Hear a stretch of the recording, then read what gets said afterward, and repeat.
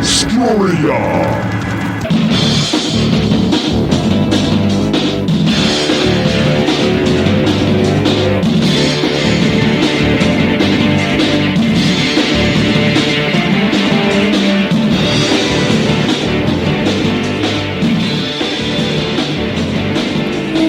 Welcome back, my friends, to the In Obscuria podcast, a podcast where we exhume obscure rock and punk and metal. And we put them in one of three categories: the lost, the forgotten, or the should-have-beens. This week, my moniker is Kevin Williams. And that guy over there, I'm not sure. The Colonel? No. No, we're just going to go with Robert. Just Robert. Senor Roberto. Oh, well, that's what Mighty K would call you. Grandsire. That's also Grandsire. That's my pronoun. You can use that pronoun if you want. Nice. There. Put that on all your emails. Exactly. You may refer to me as Grandsire. And that accent, too, whatever that accent is. Hoity-toity. It's called hoity-toity. Yes. Southern hoity-toity. What's going on with you this week, sir? You know, enjoying the spring weather before we have yet again one last blast of winter. No, it's not going to happen. Yes, it's going to be down in the 50s, maybe upper 40s this weekend. God. And rainy, so. Again, Canadians are right now taking their toques off and burning them. Yeah, it's just going to be chilly. Bastards. That's all. But it sucks because it was so warm today. It was 80 degrees today. It was glorious. It's getting into the zone where I'm comfortable. 85 with about 70% humidity. Mm-hmm. Yeah, that's my zone right there. I'm good. As long as I can feel the sweat just coming out of my armpits, that's good. Yeah. Get a little slippery. Sweaty. Well, anything else? Nothing going on? I did see a car, or a truck, I should say, in the driveway. Does that mean we might have a special guest? Oh, no. There's several cars out there that there's something going on. While we're recording, how do I explain this? I've been here 8 years in the Old Smyrna Firehouse, and we've done just about every type of weird thing here you could possibly think of. And I don't need to go into details right now, but if you think of weird things that might happen here, I promise you it's not weird enough. Go a couple of steps more than that. And so tonight is a full moon. Did you know that?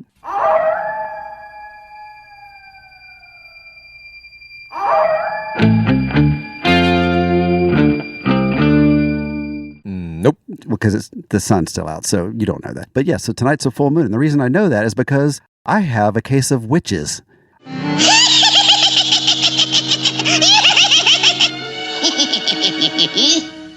Yeah. Have invaded my property. Witches. Actual witches, yeah. They have like monthly meetings. I call it witches and bitches, but they get together and they do witch stuff, which I don't know what that is, but...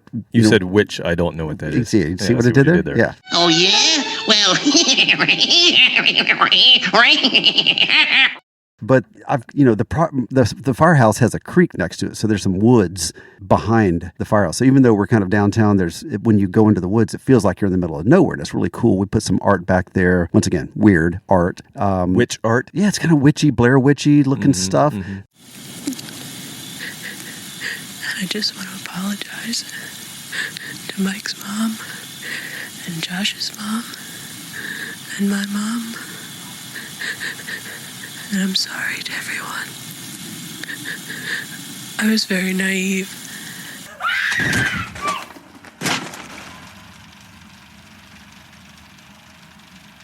And so they asked me if they could have their, monthly meeting, whatever they do. They take roll and they, sing songs and light candles and stuff. I don't know. They know we do seances here, right? Yeah, the seance is inside. That's the spooky stuff. The outside, I don't know. Like I said, it's none of my business. But yeah, so it's like some people they get a case of termites, maybe fleas. I get invaded by witches.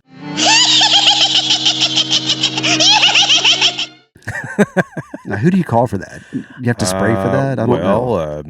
You could go down Austell, and there's that... Oh, that coffee shop. Cult coffee shop. Yes. Donut coffee shop. They might have some I could buy there. But these aren't like movie witches like you would expect from like Wizard of Oz. These are all, good-looking witches. Let's just put it that way. Yeah, they're my friends, and they're good-looking witches. They're not scary or anything like that. But it's just one of those things where I have to stop and think, yeah, so what's going on tonight? Got some witches at my house. No big deal. Got some witch stuff to do. What is witch stuff, really? What do they do? I don't know. I leave them alone. It's none of my business. But we've threatened to have like a warlock meeting. That would be the dudes hanging out. I see. Like Ozzy Osbourne looking robe and everything. So maybe we do that while they do that. We'll a couple of their partners, boyfriends, husbands, whatever. We'll get together and just drink beer, sit around in black robes, and just be weird ourselves. That is a warlock party. Yeah, and we listen to Typo and I like that. Black Sabbath and things like that. Conjure up Just be some goth, evil. really. You don't have to be a warlock. True, close, same thing. Yeah. So maybe we do that next time. We just organize our own, version of that. But do I it bet indoors. the witches could throw a good goth party. We need to have a goth party here that I can actually come to and not feel like way out of place. We will arrange that. How about October sometime? I like that. Around fall, Halloween? Would you like that? We could spin some tunes, Hell yeah. some stuff that we like. I don't know. I got a pretty good amount of goth friends that can really step. They're way gothier than I am. I mean, I'm not. I'm like closet goth. You look at me, and I'm just like some redneck walking down the street. But they're the ones. They have black fingernails or dark purple fingernails all the time. All the time. Right? Yeah. So they live it, and they've got great fashion sense. They look like really high class goths. Yeah, we need to make that happen. All right, so I'll put that on the list for other weird events that we're gonna have a goth party. All right. Well, anything else you want to bring up? Maybe you said something about an episode you listened to recently. Oh, yeah. I actually did listen to my own voice, which I hate with a passion. I make it sound good, though. You don't do. Yeah, it sounds good. I just talk way too fast. Good Lord. Give me some Quaaludes before we record next time, all right? Wait, I'm not supposed to speed you up? No, this sounds like you've sped me up like 1.5 times. And when I'm talking, it sounds perfectly fine. Then when I'm listening to my own voice, I'm like, dude, how much fucking meth have you had this afternoon? Well, if you want to do something, before you go any further, if you want to do something really funny, you never realize how strong your Southern accent is until you slow it down. If you listen to a podcast and you take it down to half speed, we sound like the biggest bumpkins you have ever heard. I've never thought to do that. So we sound like drunk redneck bumpkins. Oh, that's even better. I may enjoy myself listening to it like that. But so I listened to a certain episode that we recorded recently, as in last week, and it was amazing. That music, even though I was fully aware of what we were doing, I mentioned this earlier that before I actually listened to the podcast, I listened to Thin Lizzy for 2 days straight. I was working around the house, doing stuff, had my earphones in and listening to actual Thin Lizzy. And then I listened to the podcast, and every song that came on, halfway through the song, I started thinking about Thin Lizzy and wow, I wonder how they wrote this song. And it would catch me every single time. It was that good of a clone of Thin Lizzy. It really was amazing. So you did a bang up job as usual. Well, I think it was all on Chris. I mean, he did such a good job of selling it. Yes, true. You know, he is the best salesman. Just as dry as could be. Just even when we were recording, he never really broke character. No. And just so everybody knows, he doesn't hate my guts. That was kind of a little bit of the play there, but God, he did it well. Maybe he does hate my guts. I don't know. Yeah, whatever. That's the salesman in him. Yeah. So it was really fun recording that with him. We just hung out with him, at the Rockin' Pod Expo before that. So hopefully he is now in that phase of full relaxation. It's been a couple of weeks and he's slowing down just a little bit. I'm sure he's already started planning the next one. Yeah. I listened to Cobras on Fire. Got to give a shout out. You'll mention them in a minute, but got to give a shout out because they gave us a shout out. And I think it was a compliment. I thought it was so funny. They said your name and Elsie, all he did was giggle. Yeah. They said, Robert said, interesting guy. He said, they used the word fascinating. Oh, fascinating. I'm like, sorry. Okay, I'm gonna take that in a good way. Yeah. You are a fascinating guy. I'll take that. Some of the stories you were telling, and I'm called much worse. This is true. I've called you much worse. You were there. Well, after you find out you have witches in your attic, go listen to Pot of Thunder, Cobras and Fire, Growing Up Rock, Slamfest Podcast, Decibel Geek, A to Z Radio, Metal Up Your Podcast, The Hustle, Disciples of the Watch, Podcast Rock City, Sean Geek and Fast Fret Podcast, State of Amorica, Rock Strikes 10, Potter Than Hell, The Kiss Room, Ages of Rock, Retro Zest Podcast, The Synaptic Emperor, and don't forget about Monty. Who? Monty's Rockcast. Who is that? Oh, he's just... Have we heard of him? Have we talked about him? He's this guy that we've talked about a few times. Oh, okay. But yeah. Come visit us, inobscuria.com. Like us, share us, recommend us, Facebook, Twitter, Instagram. Leave us a review. And, well, you know what? Since you brought him up, let's just talk about him. Okay. Yeah, let's do Let's that. refresh our memory. It's been 2 weeks since we've really gone in depth talking about it. Yeah, so last week we did our full Rockin' Pod, I guess, what would you call it? Recap? Yeah, we need a stronger word. Postmortem? Oh, I like that. That's good. Yes, we did our think it's Rockin' French. Pod. That's very in obscuria as well. Oh, I like that. Yes, we did our. Oh, I got to change the title maybe. We did our Rockin' Pod post-mortem. So, as mentioned last week, we had so many great interviews conducted on a single day, March 18th, at the Rockin' Pod Expo that we're going to give several of them their very own episodes. And this is going to be the first of those episodes. I'm not going to do them back to back. We're going to spread them out over the year because we don't want to get, too monotonous with the way we do things. Yeah. So this is a special one for me, as way back as episode 16. It was February 2020, right before pandemic. Oh, the old times. Oh, the old days when we could just spit at each other and Cough in each other's face, pick your nose. And we didn't need sneeze guards back then. No, men were men. That's right. Well, anyway, we did a Shoulda Been Huge episode about this man's band, the Galactic Cowboys. Of course, we're talking about Monty Colvin. And so we actually got a chance, as we've mentioned, to sit down with Monty at Rockin' Pod, and his girlfriend Alex Kaufman joined us as well. And, if you don't recognize Monty's name, you've not been listening to us. Right. Because we say it every single episode. week. Now, we do mention to Monty that we say his name every single week, but I remember now that we did not start saying his name every week until after episode 16. So he goes and listens to episode 16, and he probably doesn't hear what we said we He calls did, BS on both of us. because he mentioned us on his show this week. He did. He gave us big props for just meeting him and being cool and hanging out with us. And he said, they say my name in almost every episode, because I know he listened to it and went, they didn't even do it. True. Okay, that's a loophole. We didn't start until Legally. episode 17. I didn't know that he was an attorney in his other life. And the reason we started doing that is when I did the Galactic Cowboys episode, or when we did the Galactic Cowboys episode, I don't think we knew that there was a podcast. No, I think that's when you discovered it. That's when Chris Sinzak shared our episode with Monty, and Chris told me, he's got a rockcast, right? And that's when I started listening to Monty. Mm-hmm. So You're hooked. That's how it all came to be. But he is not only the bass player and key songwriter for Galactic Cowboys, but he's also a fellow podcaster, like we said. So go listen to Monty's Rockcast, as we say every week. And then he's also, his main gig is he's an amazing painter. And you actually have one of his paintings somewhere. Right over there. Right over there. The king, the man. A painting, or a print, I should say. It's a print, but it's still. But it was originally a painting. Yeah. We just, we didn't pony up for the painting. Sorry, Monty. But you can if you go to montycolvinart.com. We'll get a picture of me holding the print. We can post We can make for that the happen. episode, yeah. Yeah, we can make that happen. So this is going to be episode 172, Monty Colvin, Songs from the Road. So what we're going to do is we're going to play all of the interview segments, and we're going to feature some songs that he mentions or a band that he mentions, and we're just going to have fun with this.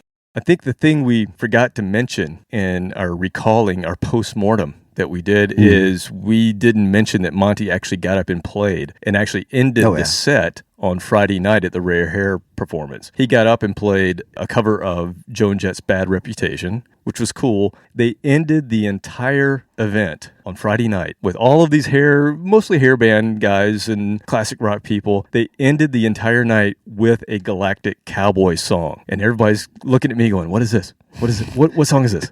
I'm like, it's the Galactic Cowboys. I don't remember this one. Yes, so they ended the whole set with If I Were a Killer. So I thought, we're going to start our show tonight Hell with yeah. If I Were a Killer from Galactic Cowboys 1993.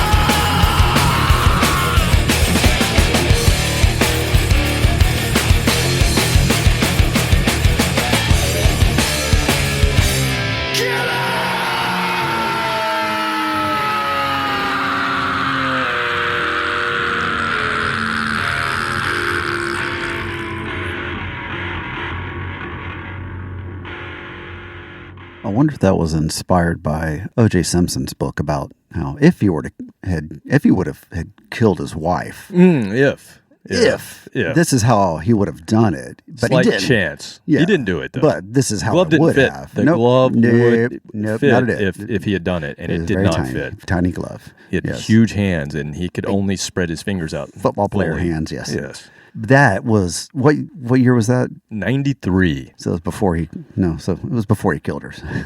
Yeah. So it probably wasn't about him. Probably not. Yeah. That was heavy. The way I like it, it was interesting because you hear the bass and the guitar in unison, and I always love that because it really just makes it heavy. But then the guitar goes into the lead, and all I could think about was how ominous that bass was. Good God! Man. And we'll hear it in a bit here. He'll talk about how he arrived at that amazing tone that Yes. he has. He was influenced by a certain gentleman that we both really admire, and so many people do. Yes. But they played that song, like I said, the very last song of the Rare Hair event on Friday night. Most people didn't know who it was. And Monty said on his show that there was no rehearsal. It was just Tyson Leslie called him and said, hey, I'm going to put some guys together. What songs do you want to play? And Monty said, let's do If I Were a Killer. That always went over well live. So they just listened to it and played it. Yeah, so he said who the drummer was and who the singer was. I didn't know either of their names, but the guitarist was Dakota Denman, who I'm not sure if we've ever played. He and his brother, they have a band called Denman. I'm not sure if we played them on the program. I don't think we have. We will remedy that at some point. They'll be on the new banner. They will. They'll be on the next banner. Just an impressive dude. And Monty was like, we didn't rehearse. He's like, of course I know my parts, but he was not expecting them to know their parts that well. And he's like, they killed it. And they did. Not just a jammy jam song where you kind of just lay back. It's really intense. I mean, you can hear it. It's tight. Yeah. And they played it that way. They played it perfectly to the T. So let's get into our conversation with Monty and his girlfriend, Alex.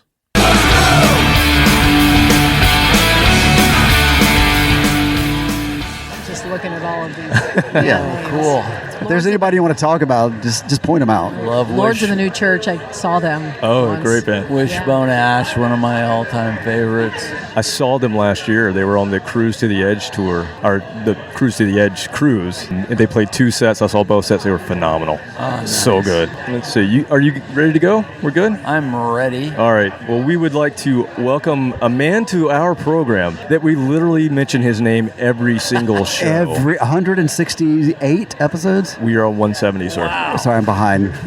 170 shows. We've said your name in every single one. Nice. And So I- just became yeah, my favorite podcast. Yes. And I'd like to start off by apologizing for my friend's behavior last night. He had had a couple of adult beverages, and he's like, oh my God. I'm like, dude, you're going to see him tomorrow. Oh my God. I got to go say hi to him. I'm like, dude, you're going to see him tomorrow. He goes running down the street. We're like getting ready to take a group photo, and he leaves to go say hi to you.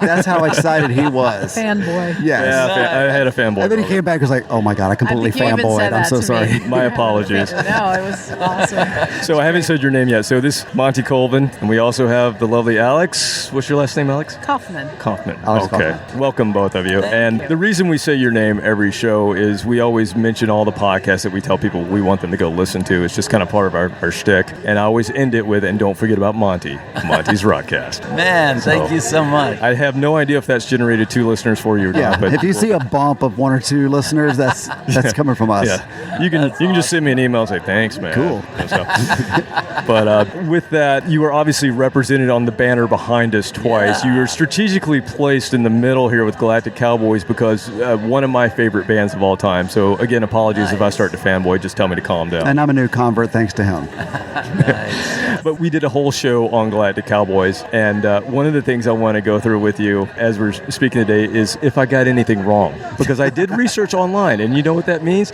It's probably not accurate. Yeah. So I'm going to run a few things by you. In fact, let's just go ahead and jump into that. So on episode 16, we did this in 2020. We did Grave Mistake, Galactic Cowboys Shoulda Been Huge. Because in my mind, you guys should have just taken over the world. It didn't happen that way. Right. I mean, I enjoyed every bit of your music, but it wasn't the household name that I wanted it to be, and Yeah. I'm sure you did too. So we did this whole show. I played, selections from the catalog, talked about what was going on as far as the internet was concerned and what I remembered. But I'm going to run a few things by you. You tell me if the internet is wrong, okay? Okay. All right. And go ahead and get into that mic because I'm not kidding. All right. There we go. Okay, so one of the things I said was there are 2 hidden tracks on Space in Your Face. And you guys did that to fool the record company because something to do with the number of tracks that they wanted you to do. Is that correct? Well, they knew they were going on, but the deal is for some reason, maybe the songs were too strange or something for them, or I don't know why, but they didn't want to put those songs on the album. They didn't want it listed.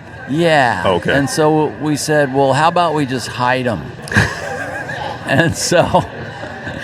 And well, everybody was doing that at that time anyway, right? Everybody put a hidden track. We had a hidden track. Yeah. Everybody. We were like, let's just put them on, and then when, they come on, it'll be a surprise, and people will go, wow, what's this? Extra music, cool. Of course, I had the cassette tape, so that didn't help me at all, Monty. No, you lost out. So later I did get the CD. I reached out. It was right after you guys had kind of stopped doing your thing, and I reached out to it was on the website. I think it had an email or something, and I think it was Ben that got back to me, and I was like, I need to find Space in Your Face on CD. I can't find it anywhere. He sent me somewhere in Texas to find it. I got it online. Yeah.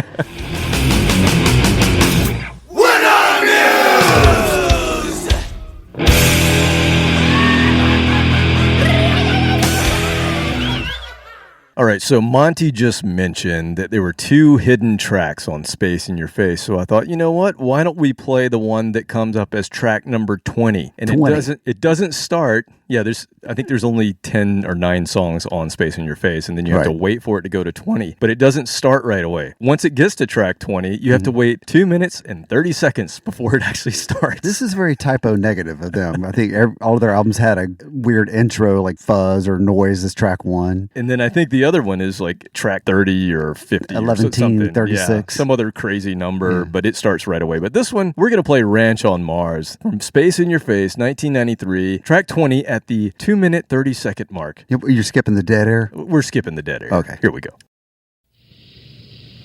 T-minus 15 seconds. Guidance is internal. 12, 11, 10, 9. Ignition sequence starts. 6, 5, 4, 3, 2, 1, 0.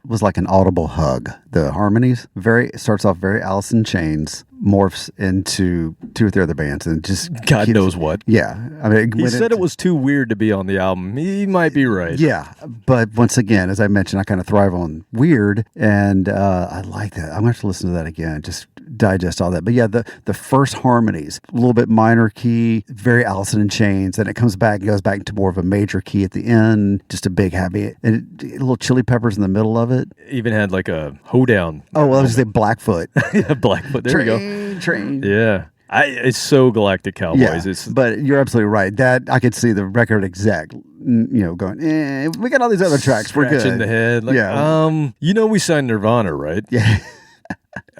Did you hear Yeah, that album? did you? It came out like last year. Yeah. Did you? No? Oh, okay. Ranch on Mars. Okay, cool, guys. Yeah. Make it hidden. Put towards the back, very back, the extra back. No, way back. Keep going. There you go. Track 20.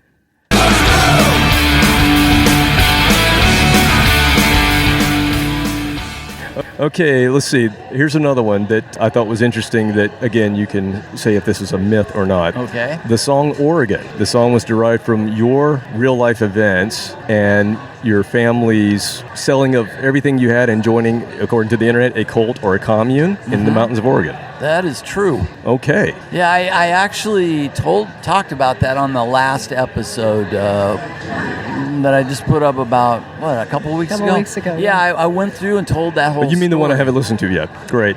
Yeah. Slacker.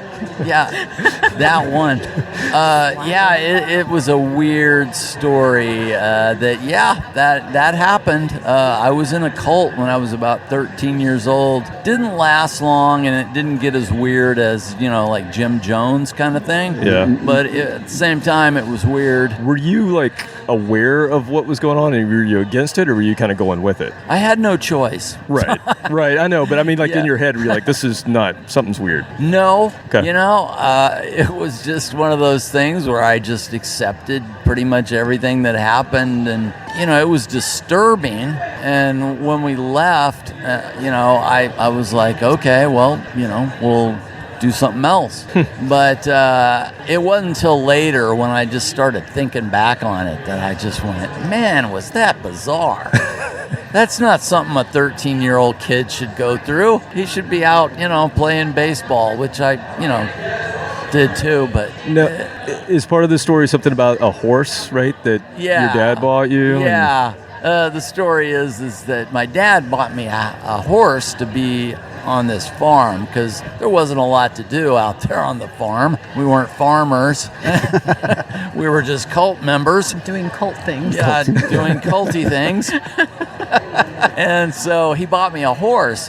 And one of the leaders there at the cult was like, oh, good, it's a commune horse. And Dad went, no, it's Monty's horse. And for that, they were like upset that Right. that wasn't the commune's horse. And Everything was shared, I assume. yeah, and they basically just stopped talking to my folks, and things just got really Was weird. that what led to your folks leaving? Yeah. Okay. Yeah, my dad finally had enough, and Interesting. so- Wow, I thought that one for sure was a myth. Okay. That was the horse the Bud bought. I wish it was. I know. It's such a good story. I'm like, he had to make that up.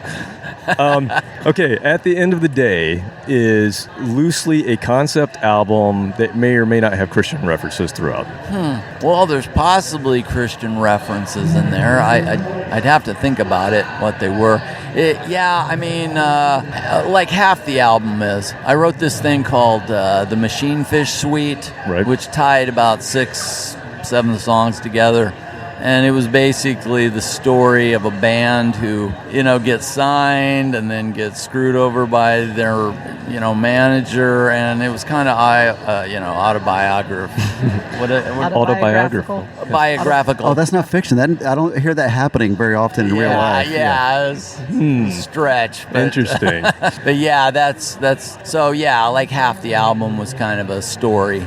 Okay. I assumed that one was right, but I just wanted to double check. So those were just some of the things that we said in our podcast that I got right. So I'm patting myself on the back then. Right on. So I was fortunate to see you guys with King's X in Atlanta in the late 90s. And one of my memories is that, if I got this right, I don't know, that you guys were either streaming it or recording it like on your website, and like long before anybody else was doing that. Is that true, or am I remembering that incorrectly? Was it video or audio? Or I thought it was video, because I remember thinking at the time, like, oh, I've never seen anybody do that. Wow. I don't know. We were always videoing stuff to possibly put out a live video at some point, and it never happened. Like, we had all this footage. Okay. And then would never show it to anybody. Where does that sit now?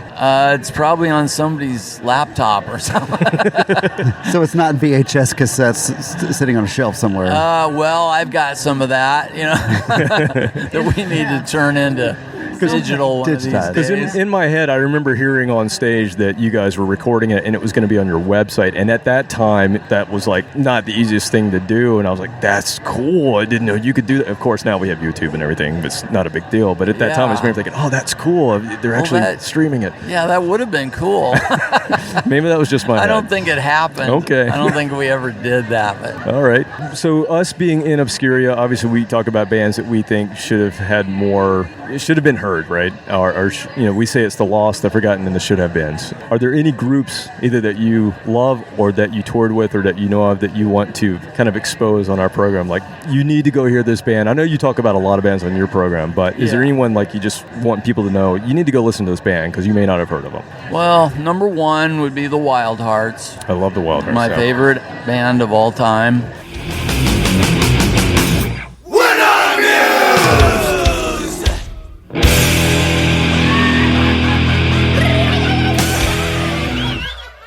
All right, so we asked Monty about several bands that we're going to get into that he thinks should have a little more exposure, and I cannot believe that we've never played the Wildhearts. I own several of their albums, but for whatever reason, it's just never come up on one of our shows. That's why this podcast will live in forever. We'll go forever. So who were the Wildhearts? They're a really great English rock band led by Ginger Wildheart. Yeah, it's funny that his mom named him that.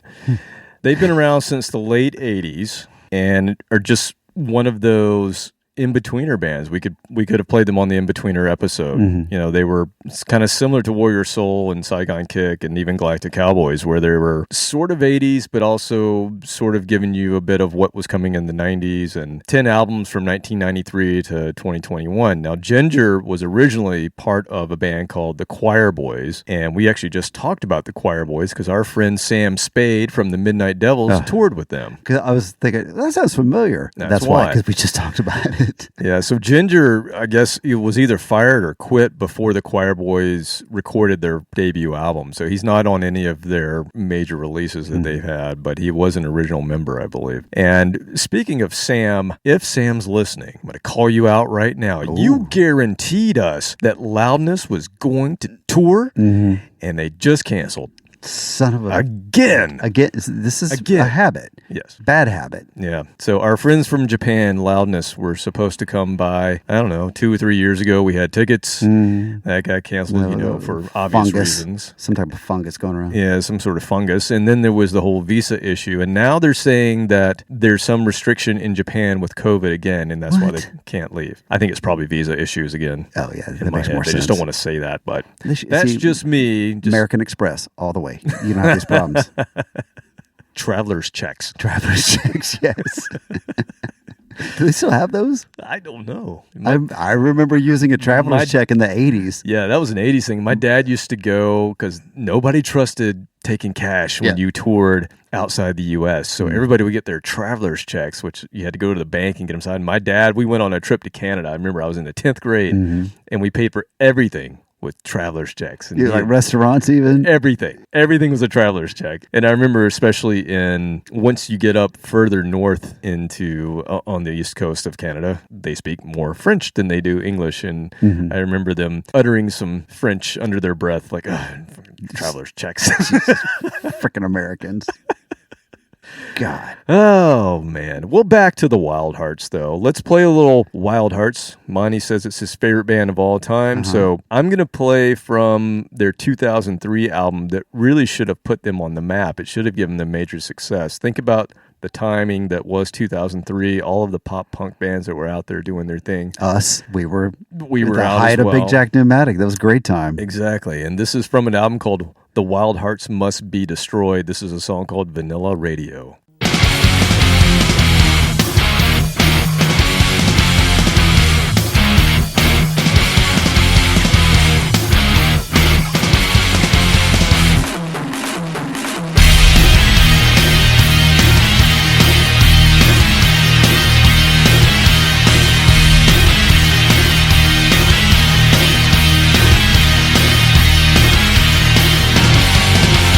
Turn the radio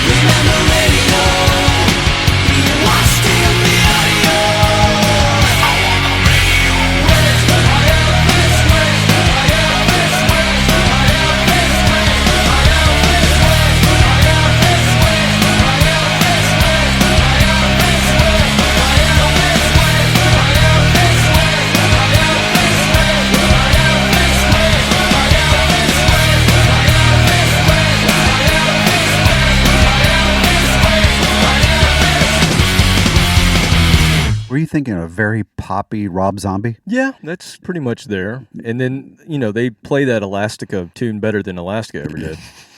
Ouch. That's where I was thinking. Yes. So both of that. That Elastica was about 5 years or 3 years earlier, 4 or 5 years earlier 90s, than that, late 90s. Sure, yeah. So they had, you know, a little bit of that late 90s Marvelous 3 type rock and pop, but then you add in the heavier, the synths and the driving drum beat, the White Zombie or Rob Zombie, whichever zombie you want to throw in there. Punk thrown in, you know, a little hairband thrown in because that was his past. It's just a rock and roll smorgasbord. I love it. It's good stuff. I don't know why they never really broke through because Wildheart. The Wildhearts. Oh, the Wildhearts. Yes, Sorry. he is Ginger Wildheart. Yes, right. Yes. All right, well, let's get back into our discussion with Monty.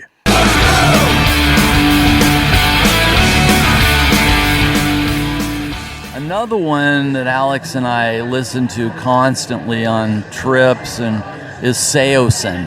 Mm-hmm. Yep. Just a freaking amazing band that never got real big. They got categorized as like emo, right? Yeah. Back in the day, and they're not. Yeah, or like metalcore. Metalcore or screamo, whatever. Oh my God! But their first 2 albums just still to this day blow my mind. Just the songwriting, the production, the playing, the Vocals. the parts, the vocals, everything. I'll just sit there. Songs. I can listen to it over and over because there's just so much interesting stuff going on. And so those are 2 that immediately jump to my mind.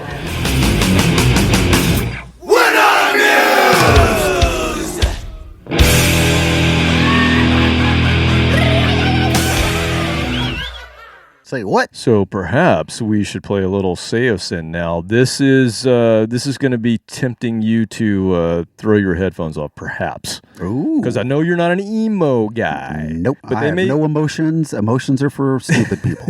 They come across a little bit emo. This is a song I'm going to play off their second album. So the emo thing was kind of more their first album. Their second album, they're branching out a little bit. So we'll see how you do with it, Robert. But I think it's cool. It's a band that I saw at the Warped Tour one hot and sweaty summer day. Now, why did they always have the Warped Tour in Atlanta, Georgia in August? Because it's hot, and when things are hot, they get warped. Well, And that's why. It does go with the theme. I read that off of Wikipedia. It does go with the theme. Yeah. It made no sense. Like, if you're going to do the Warped Tour, start in the South at the beginning of the summer when it's not so damn hot. No, we're going to come to Atlanta in August. Oh, not just that. And it's on the blacktop. I was going to say, it's held in a parking lot. Yes. So you're standing on asphalt in August in Georgia. The asphalt was literally Yeah, you stick to it. sticky. Yeah. Just disgusting. And hour-long beer lines and then 30-minute bathroom lines. The Swear played, I don't know, 3 or 4 of them. And it was even worse to play them. Yeah, because I can stand there and watch a band and just be hot, but when you're running around and performing and singing, everything else, It was fine. When you were on stage, it was fine because you were above the asphalt. You were above you got a little bit of breeze up there? heat, you know? Yeah, you got a little breeze. And then once you were done, it was like, I'm already not feeling good because it's so hot and I just performed. and you can't sit down. No. It's hot Georgia asphalt. I mean, it's that bad that you have to stand. There's no, hey, I'm going to take a break and just, chill out for a minute. No. Yeah, you had to go to one of the merch tents and try to ease your way into, stand by a table or something. They so you yelled could at get a me for little sitting on their shade. T-shirts. Exactly. Anyway, I'll stop my rant. Let's play a little Saosin. So I've got the stopwatch. I'm Okay. going to start it. When you start the song, we'll see how far I can get with this. All right, let's see how you do. This is called Changing.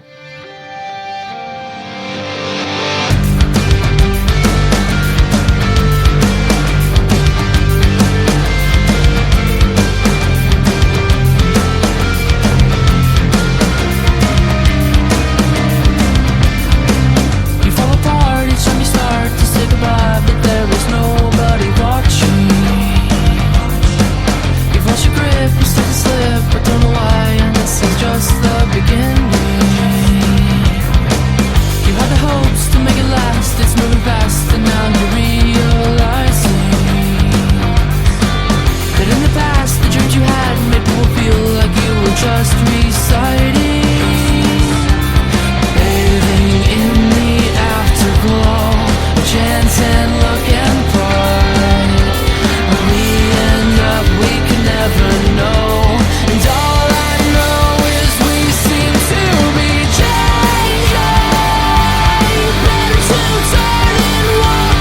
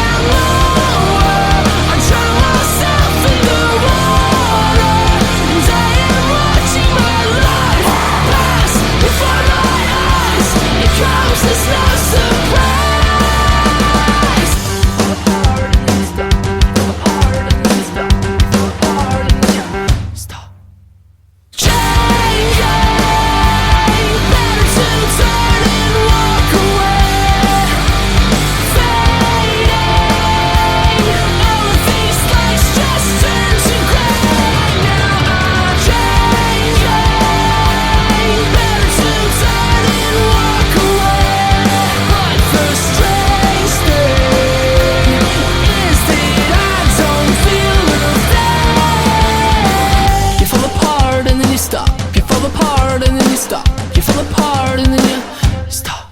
I made it through that song. You did. I Yes. didn't see you throw the headphones off once. I liked it, and I liked it because it wasn't actually screamo. And my beef with screamo or some of those genres out there of the screaming, it sounds like a real spoiled brat kid having a meltdown in the middle of the food court because his mom wouldn't let him have ice cream from Baskin Robbins. You know, that just I said I'm sorry. Okay, sorry. Yeah, but this had melody, it had musicality to it. So all that, it was really good. I liked it. So that you have to go further for me to get into that point where I take off my headphones. I was a little strategic with the song that I picked. Okay. I made sure that it didn't have any of the normal attributes of emo. You know me. For you. So You know me. Thank you. I love that song. I think it's cool. Good. And I the can kind of the bouncy rhythm it had to it. It perked it up a little bit. Once again, it wasn't just drudgery to get through. But what's cool, I mean, the singer has that kind of upper register, nasally kind of emo voice that a lot of those bands had. But he's a good singer, and they have good harmony. So I know why Monty likes them, because it reminds me of something Monty might write. And the bass playing is phenomenal in all of their stuff. So again, being a bass player, Monty being a bass player, I would assume that has something to do with his love of this band. But good one. We've never played Saosin before. Look at it. He's got us listen to 2 new bands. I know. Well, and we're gonna do another one. Stay tuned. So he's got one more that he pulls for us. Now this one's definitely a departure from what maybe we'd normally play. I think you're going to dig it. I'm going to let Monty just intro this, and then it's going to go right into the song. Cool.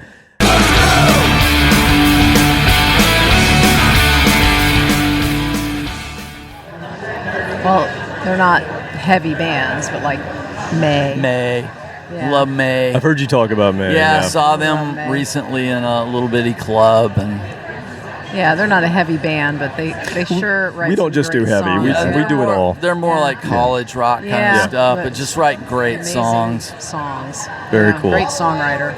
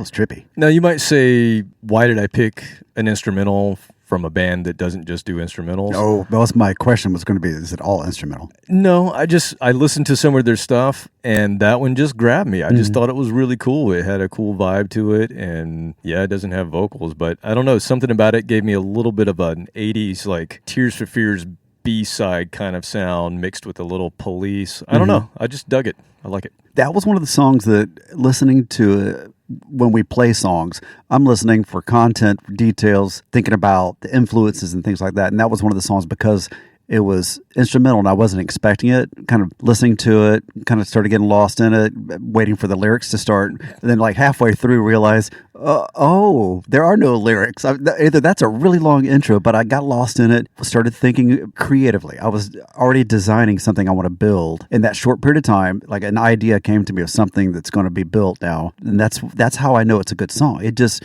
kind of took me on a very brief journey. It wasn't, extended 20-minute long echoes or anything like that. And that's what I love, stuff like that. Yeah, and that's actually live. That's a live cut from a B-Sides album that they put out. But again, I just went and kind of randomly listened to some of their stuff. I'd never heard them before. Monty, again, introducing us to bands that we didn't know. And I don't know. I just thought that was cool. So let's get back into our discussion with Monty. We're going to get a little deeper into his solo stuff and his Galactic Cowboys past here.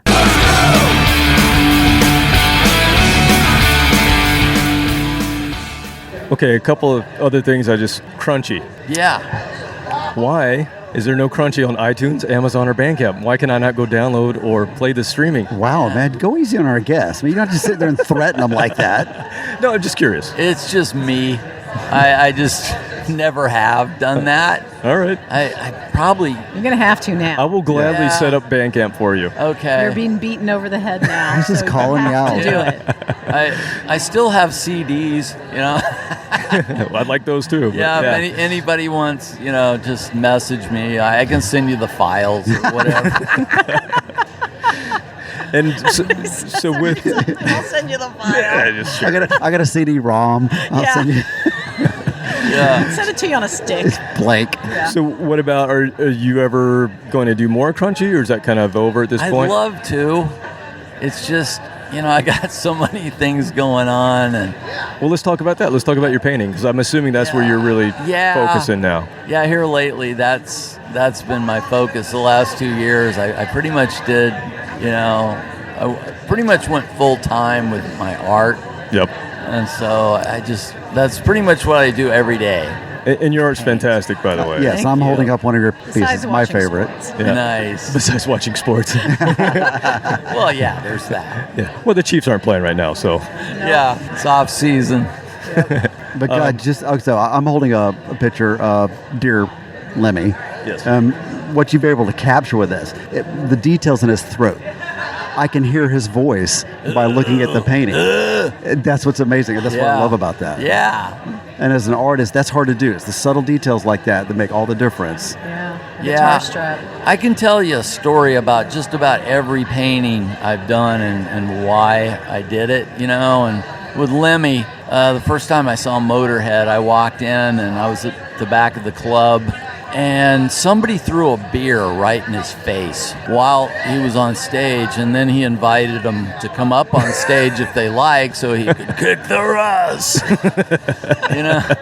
And you were like, I just found my new favorite band. Yes. Yeah. Well, in between songs, he would just hit like a note or strum his bass, and it was just like this roar of distortion. Yeah. And like that night I went, I'm going to get a distortion pedal and I'm going to start, I had to develop it over the years, but it became, my monster bass sound. I was going to ask, it was because of Lemmy. He just all because of that night. I was going to ask about that. Yeah. I didn't know if it was Entwistle or Lemmy or who you got that from. I love the Who. Yeah. Entwistles, love him. Yeah, Lemmy, big influence. Did you run through Marshalls like Lemmy? What were you running through? For a while, I had a Marshall head. You were ABing through another cab or something? Yeah, I have, I still use the bi-amp system where one side is like a guitar head with 412 and the other side is an amp egg with the regular bass setup, and I blend them together. That's how you get the kick-ass tone. Love Create a massive noise. When I'm in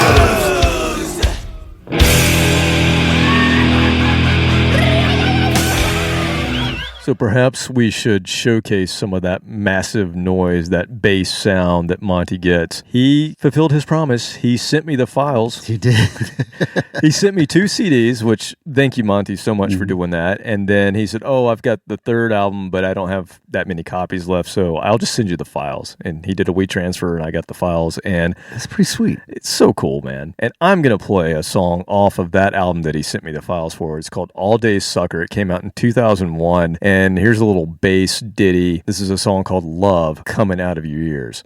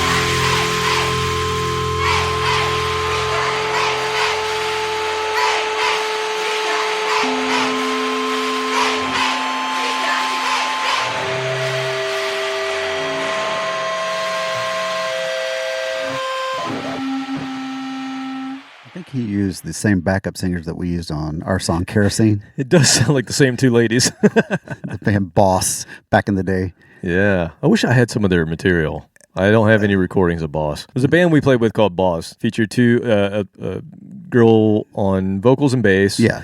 their boyfriends on guitar. I guess 2 guitars, maybe. No, just, was it a 3-piece? Listen, I can't remember. The drummer was the other lady. Yeah. So it must have been, maybe it was just a 3-piece. Which 2 of them flashed us? Well, I think it was the 2 ladies. The 2 ladies. Yeah, pretty sure. Once again, while I was turning around tuning. I saw it. Every single time. It was a rock and roll moment I will never forget. Yeah, thanks. Etched in my brain. You're welcome. So what'd you think of Crunchy? What'd you think of Monty's solo stuff? Now, he does everything on these albums except for the drums. I think he has somebody do the drums, but he does every other instrument. He obviously, the harmonies are going to sound great because it's all him. Now, back in Galactic, that was all him on the harmonies, or did somebody else do some? No, Ben, the singer, I'm assuming, and we should have asked Monty that, but I always assumed that it was at least 3 of them doing the so it wasn't just vocals. Stacked on one person. It could have just been Monty and Ben together. Yeah. But anyway, so on the solo stuff, it had a very similar feel as the Galactic Cowboys as far as the vocals go. Some of the playfulness with once again the backup singers and some of the weird synth stuff coming in and out of it. So it had that same familiarity to it. But it was still, I don't say timeless, but it could have spanned a lot of different genres. Like this was a cover of a song from an earlier period. Yeah. A Slade cover like Quiet Riot and everybody else did. Whereas the Galactic Cowboys leaned much more heavily into metal and even thrash at some points, Crunchy is much more on the punk spectrum. And power pop kind of space, but it still sounds like Monty. It's still that amazing bass tone that he perfected, and obviously got the inspiration from Mr. Kilmister and Mr. Entwistle. Mr. So let's get back to our conversation with Monty Colvin.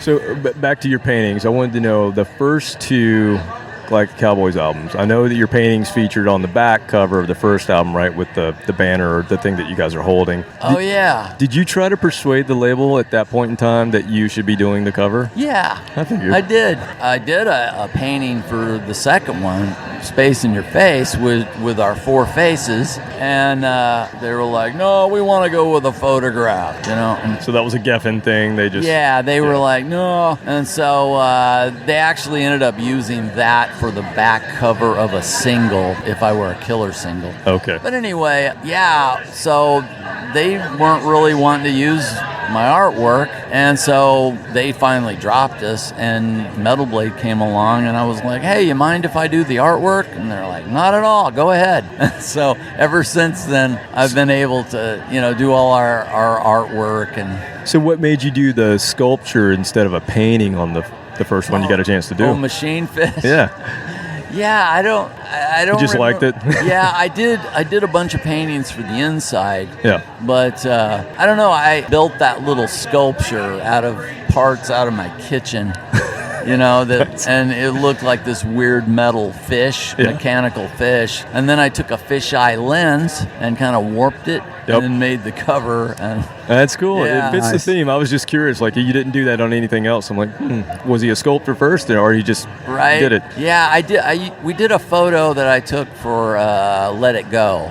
Also, but I did a painting on the back cover. Cover too. Yeah, I thought that was cool how you had kind of the same concept but on the back with your painting. That was a really cool touch. Okay, I want to go into something that you've talked about on your show, but to me, the whole Sam Taylor thing, it was always a mystery as a fan because I was into King's X, I was into you guys, Atomic Opera, and you guys all had a heaviness with that Beatles kind of mix, and I always wondered because everybody kind of split from Sam at the same time. Like, was that a Sam thing that he was driving you guys to kind of your sound as a collective, or was it just coincidental? Like, because all 3 bands, like if you heard Galactic Cowboys, you would say, oh, I get a little King's X vibe from that. If you hear King's X, I get a little Galactic Cowboys vibe and Atomic Opera from that. You may not think of it that way, but as a listener, that's kind of how it came across. Was that a Sam Taylor thing, or is that just coincidence? Yeah, probably some of his production techniques, layering the vocals and a lot of that stuff, even on the Awful Truth stuff. Right, yeah. That's the first time,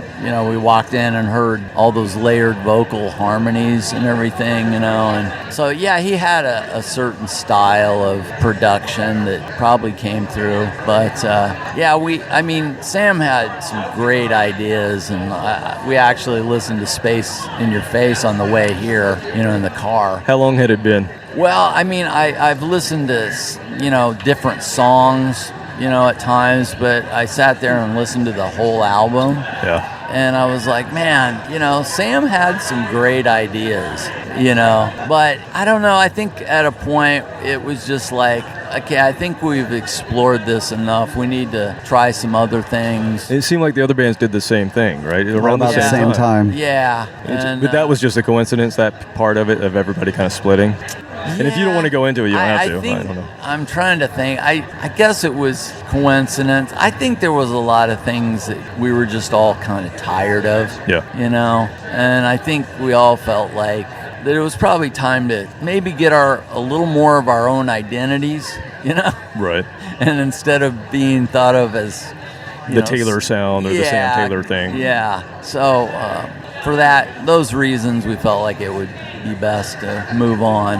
That makes sense. Yeah, it was always just kind of as a listener, it's like, wow, these bands all have this like Texas sound, whatever that is. I don't know what it is, but it's like everything coming out of Houston at that time had that kind of tone to it. So it was just an interesting thing.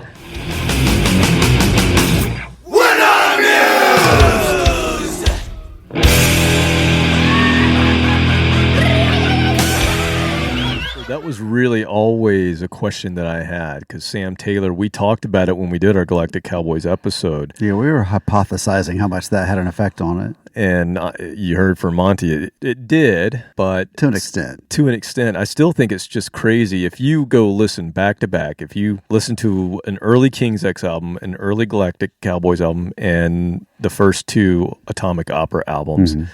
You will just hear it. It's like this beautiful, heavy music with these amazing Beatles-like harmonies. Mm-hmm. And all three of them just did it perfectly. And King's X announced a concert. They did. And so far, they have not canceled it. Hopefully they won't. Yes. Fingers crossed. We should definitely go see that one. Yeah. But I want to go all the way back to Monty's very first band that he did with Sam in the production chair. He mentioned it, The Awful Truth. We've played them once on the program, something we heard that we did not get recorded because we failed to mention this, but when they sat down, my computer crashed. Like literally right when they sat down to talk to us to do the interview, it just froze on me and I couldn't get anything to work, and so I had to reboot. And while we were doing all of that, they were talking to us, and Alex told us that, or I guess Monty said, Alex was actually the drummer in The Awful Truth after he left. So apparently they've been friends for a long time, and Alex used to be a drummer, and she drummed on, I guess, I don't think they ever made another album, but she must have just drummed for The Awful Truth for a while, but it's kind of cool. That's how they met, or they just a coincidence that she was part of that? That's interesting. I don't know. I think he left early on, so The Awful Truth, that album came out after he had already formed Galactic Cowboys. Okay. So I guess the band still existed. Monty leaves, and maybe the drummer left as well, and so Alex comes in and does the drums. We should have gotten a little more on that, but I was freaking out at the time because I was trying to get the laptop back. You did fine. That happens, and you rolled with it. All the interviews. Right, that's the one. Yeah. But let's play a little Awful Truth. Here's a song called Ghost of Heaven from 1989.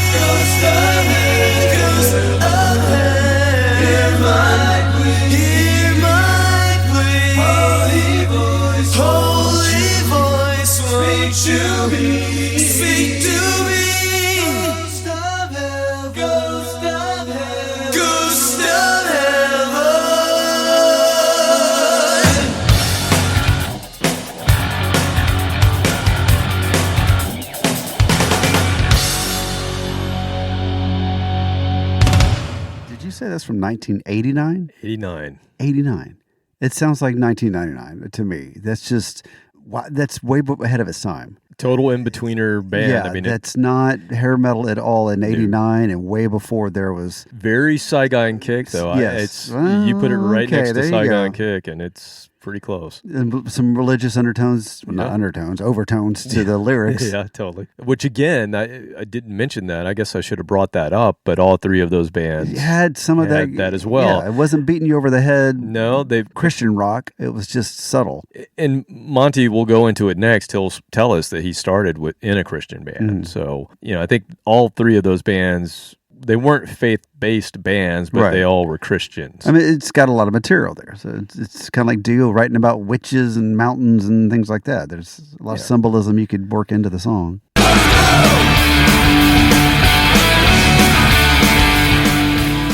I want to go into, are you still writing music? Are you just, I know you're focusing on your painting, but do you still pick up the bass or the guitar and write? Yeah, here and there. I haven't done a lot of it the last few years. A lot of my songs actually just start in my brain. For some reason, I'll come up with a lyrical idea that will lead to a melody. And Is that primarily how you start, or do you riff on a guitar? Both. Yeah.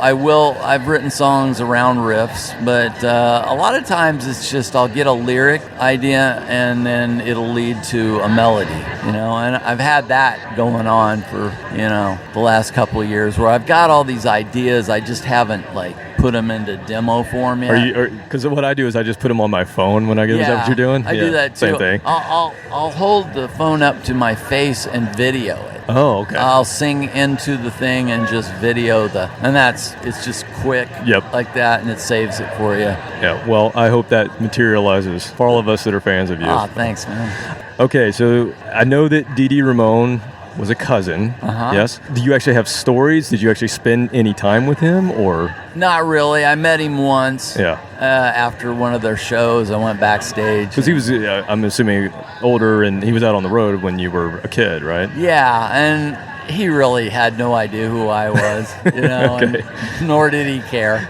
Yeah, I don't really see Dee Dee being the guy going to the family reunion. No. But, when I met him, he was like, "Oh, so you're my cousin?" And, but Yes. we talked a little bit. I told him about, some of his other cousins, and he was like, "Oh, cool, I'd like to get back there and see them all," So, but And that Dee never Dee happened, I assume. No, Dee Dee was in his own world. He was unique, man. Yeah. Was he, being that he was your cousin, was that inspiring for you as a young guy? Yeah, it was. Mainly on the basis of, well, he did it. Right. It's in my blood. Yeah. I think it was also the Ramones weren't monster musicians. They were just, they were good. They were just good at what they did. Musicians, but they were just so cool, and they did something really different at the time that kind of revolutionized a genre, and and just that made me feel like it can be done. Right. Is that the reason you play bass? No, I play bass because somebody needed a bass player at the time. I've heard that story somewhere. Yeah. 98% of bass players. I guess I could play bass. I was playing guitar in a cover band, and I got a call that, there's this band, this guy in Houston that is a Christian artist that tours, and he needs a bass player. And I went, well, I can go buy a bass, so I went and It's bought. got less strings. It should be fun. Yeah, it's only four. I went and bought my How hard first could that be? bass and went down and auditioned and got the job and toured with him for a year, and that kind of started my whole career. So When you're doing a lot of writing, do you do it on bass at all, or is it always guitar? it's almost always guitar. Yeah. Same with. Yeah, I mean, I've come up with a few riffs, the beginning of My School was, I was just messing around in practice one day with that, thing and some things like that. But usually it's off guitar. I heard you on your program talk about there was a version of the Machine Fish album that was released on vinyl recently, but I heard you say you didn't have anything to do with that. Do you guys not have the masters, or do you don't have access to that? No, I mean, somebody bought the rights to I it see. and then just is able to put it out. And you see nothing from that? No. Oh my God. Yeah, it's kind of a bummer, but what can you do? And hopefully Did you hear it? Did you hear the vinyl? I didn't. Somebody sent me a copy of it. Yeah. But I haven't actually heard what it sounds. It sounds good. Good. They did a good job. So good. They represented it well. But Good. yeah, I heard you say that on your show. I'm like, that really sucks. Yeah, I actually did the liner notes for it. Yeah. They asked me, would you write some liner notes? And I said, all right. But yeah, at the same time, it's kind of weird that people can just take your music. Like, I wrote most of those songs. Right. And, and then it's just out of my hands. I can't really. So if they re-released the first two albums, I guess probably be the same thing. You'd see nothing. Well, that's crazy. Yeah. That is absolutely crazy. Yeah, well, there goes my question of, will you please release all the albums on vinyl so I can get that?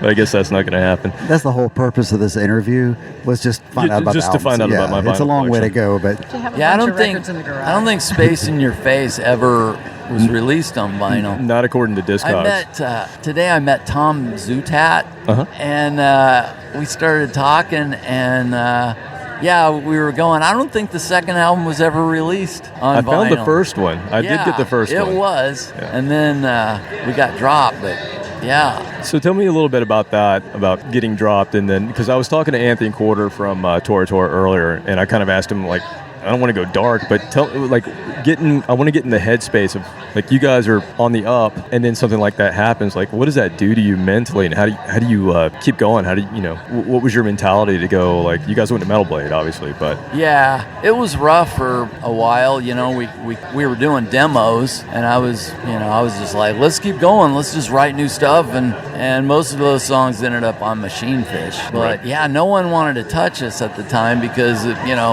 Nirvana and all that was. Well, that was the thing. So did you feel that at the time, like, we're different than everything else going on, so that's the reason why this is happening?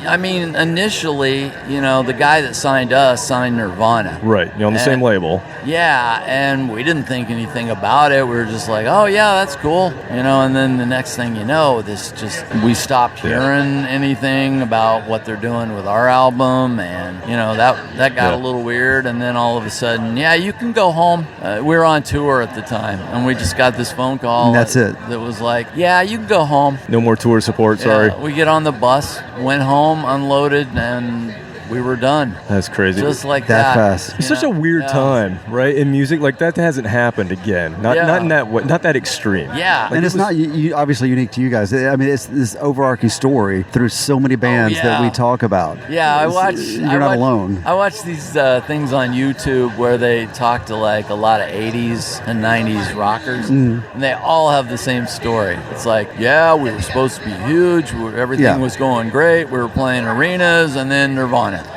Behind the music on VH1, when they get into the hair bands, it's like this. You could write the same story every time. Yeah. We were playing these sold out shows, and then they're Nirvana. Yeah, Trickster, and then roll the credits. Kicks. Right. Every one of them said the same thing, And same thing with Tora Tora when I was talking to Anthony. That's kind of the way. But so I was at the age, right, when all that was happening. I'm in college, right? So I'm, young 20s. To me as a listener, and maybe I'm unique, but I felt like we were all still listening to everything. Yeah. Like, as a listener and as a fan of rock music, it didn't matter. No, you didn't man. go and throw away the CDs. No. It seems like that when you talk about it 25 years later. But it's like, in retrospect, that's how it's kind of made out to be. But I didn't throw my Motley Crue CD away just because Nirvana was big. I think it was mainly the industry. Yeah, they were just chasing the They dollars. just stopped Yeah. supporting or signing anybody that wasn't, like this, grunge, and that's the thing. And now we're going to put all of our attention into this. Right. And all the rest of you can just go home. home. Yep. And then Napster happened, and then all the labels went away, so now it doesn't matter. Yeah. And MTV changed, and videos changed. Everything. And it was like, trying to go with the times with like, okay, we've got a new group of kids that are looking to this, so we have to jump into this, right? Yeah. Something like But now that doesn't exist because there's no big brother anymore. And, it's a different thing now. Yeah. But that's interesting because you can see now, like we've talked to some of the local bands, and they do everything.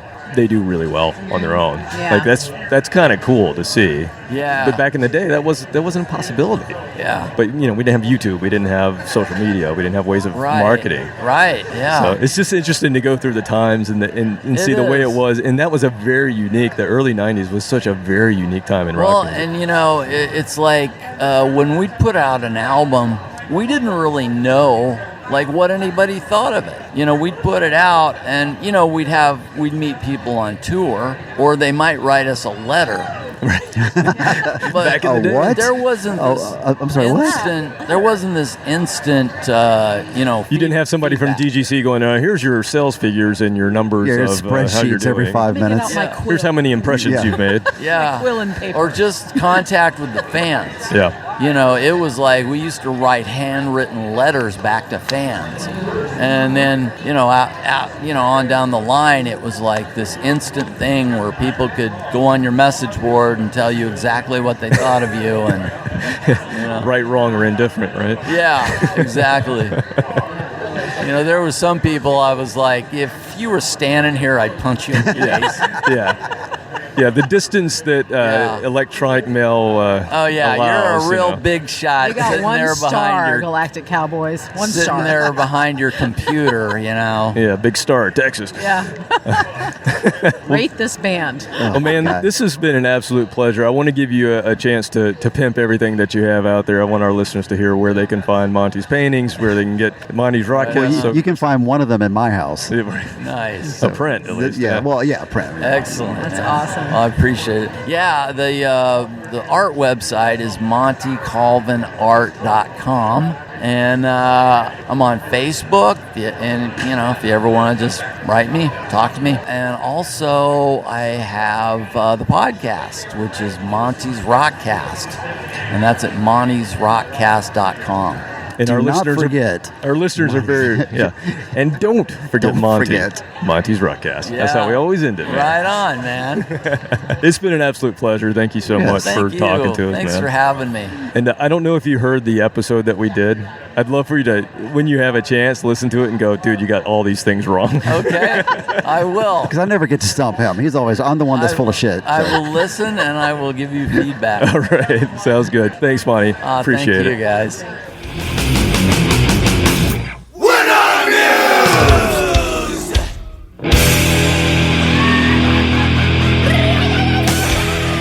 All right, so that was an amazing chat that we had with Monty. I hopefully I didn't geek out too much. Was I okay? You were great. I was going a little fast. Penultimate professional. Oh, well, I love to hear that. And you can never talk faster than I do. This is true. That's why you have to take us down half speed, and then we really sound like rednecks. sad like that. We're going to just talk about some French fried taters. That's awesome. So we heard Monty tell us the story about his cousin Dee Dee Ramone, and so crazy that he only met him once. I guess it's not that crazy when you think about who Dee Dee Ramone was, but it depends on how, second, third, fourth, once you get down the line, Right. I had a big family growing up in Florida, and I ended up moving in with my cousin, and we had met one time. We were in college, and we'd only met once before that at a family reunion. So yeah, when you have big families like that, and your cousin is Dee Dee Ramone, you don't hang out with him at softball fields every weekend. Yeah, he's like I made the comment. He's probably not the type that's going to come to the old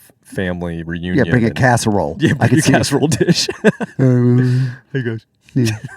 So Got some ambrosia. I bring up Dee Dee just to say I think all the Crunchy albums, all three of those, Monty probably combined a little bit of his cousin's sensibilities into those albums because they're a little more punk rock than the Galactic Cowboys. But with all of the crunchy albums, he always puts his feelings into, I think, where his previous bands and his music went on in this whole strange journey into the mainstream and out of it. So we're going to end the show with a little crunchy cut from his album Loserville that came out in 2007. Perfect song is called We Don't Fit In. We don't fit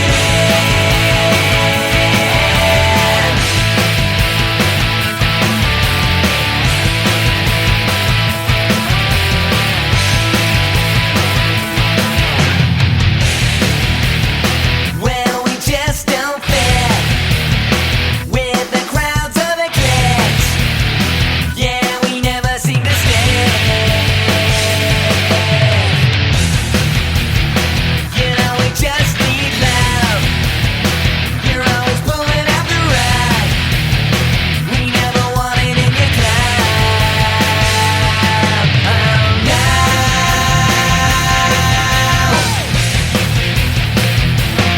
We try, but we don't fit in. We try and try, but we don't fit. We try, but we don't fit in. We try, but we don't fit in.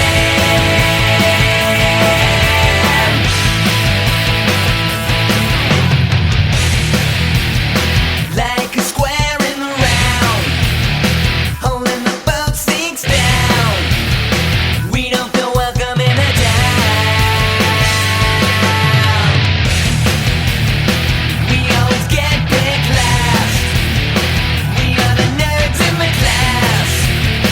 You're gonna punk us as we pass. Oh no.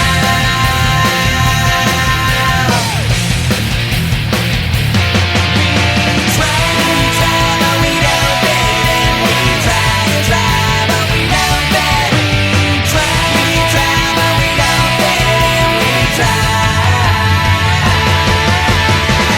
We don't care about your magazines. We don't ever want our MTV. We don't want your funny music industry. We're not members of a popular scene. We're the ones you're gonna cut from the team. Anymore, I gotta really know self-esteem. What? You don't look at me. What? You want some?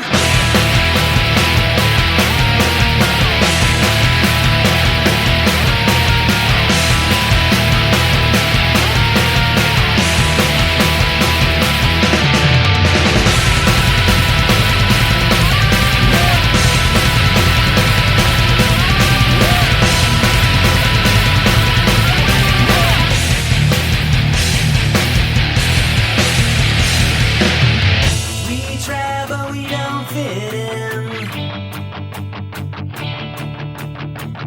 We try, but we don't fit in. We try, but we don't fit in. We try and try, but we don't fit. We try, but we don't fit in. We try, but we don't fit in. We try, but we don't fit in. We try, but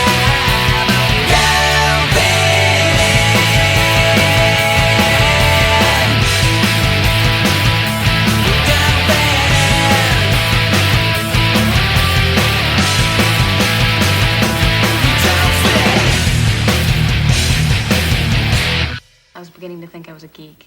So it sort of reminds me of the early 2000s wave of power pop punk, but with real heavy guitars. With it. crunch. Crunchy. Yeah. So that's just a weird combination. Threw me off. So it's like King's X power pop, but with some real metal crunch behind it. Or maybe like Galactic Cowboys. Yeah. Power pop. Well, I'm saying that you got we talk about the influence of that. So I'm trying to think of what the influence is, not his influences, but what I hear in it. Yeah, no, totally. Just joking with you. Yeah, I mean, I never was able to get those albums before because I didn't reach out to Monty directly. That's how you get them. If you want to hear the crunchy sketchy stuff, you got to reach out to Monty directly. Going to see if we can influence him maybe to get those posted, because I think people need to hear these albums. So we'll post his phone number on the just give him a call. Facebook page. Just call him. He'll love us. Wait till after 11 o'clock at night. Well, you heard him. He said write him a letter. So I'm just going to give here's his address. Everybody take it down. Get your pencils out. His home address. We're going to give you his home address. All right. So all these are great ideas. These are great ideas. This is how you make friends in the music business. Oh, yeah. Yeah. He's going to show up at your house. Lifelong buddy Monty is now. He's going to kick your ass. Monty, thanks so much for talking to us. Yes. I would love to do it again because I think there's a lot more that we can go into. But until that time, we've got this, and we have the episode 16, the entire history of the Galactic Cowboys, which apparently we got perfect. Yes. Except for mentioning, don't forget about. Right. Except for that one thing. So I only have one thing left to say in this episode, and that's don't forget about Monty's Rockcast.